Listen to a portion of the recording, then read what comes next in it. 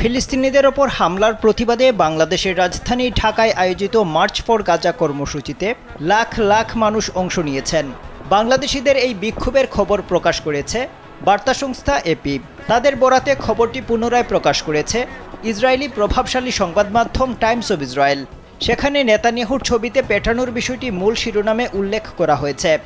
যদিও এপির শিরোনামে এই বিষয়টি নেই, তারা শিরোনাম করেছে বাংলাদেশের রাজধানীতে ইসরায়েলের বিরুদ্ধে প্রায় 1 লাখ মানুষের র্যালি। অপরদিকে টাইমস অব ইসরায়েল একই খবরের শিরোনাম করেছে বাংলাদেশে প্রায় 1 লাখ মানুষের গাজা যুদ্ধের বিরুদ্ধে প্রতিবাদ, পিটিয়েছে নেতানিয়াহু ও তার মিত্রদের ছবি। এই প্রতিবেদনে আরও লেখা হয়েছে বাংলাদেশের রাজধানীতে হাজার হাজার বিক্ষোভকারী গাজায় হামলার নিন্দা জানাতে র্যালি করেছেন। ঢাকা বিশ্ববিদ্যালয় এলাকার সোহরাওয়ার্দী পার্কে প্রায় 1 লাখ বিক্ষোভকারী জড়ো হয়েছিলেন। তাদের সঙ্গে ছিল কয়েকশো ফিলিস্তিনি পতাকা। সেখানে তারা ফ্রি ফ্রি ফিলিস্তিনের মতো স্লোগান দিয়েছেন। প্রতিবেদনে আরও বলা হয়েছে বিক্ষোভকারীদের অনেকেই মার্কিন প্রেসিডেন্ট ডোনাল্ড ট্রাম্প, প্রধানমন্ত্রী বেনিয়ামিন নেতানিয়াহু সহ অনেকের ছবি পিটিয়েছেন। র্যালিতে তারা প্রতীকী কফিন এবং হতাহত মানুষের প্রতীকী পুত্তলি নিয়ে এসেছিলেন।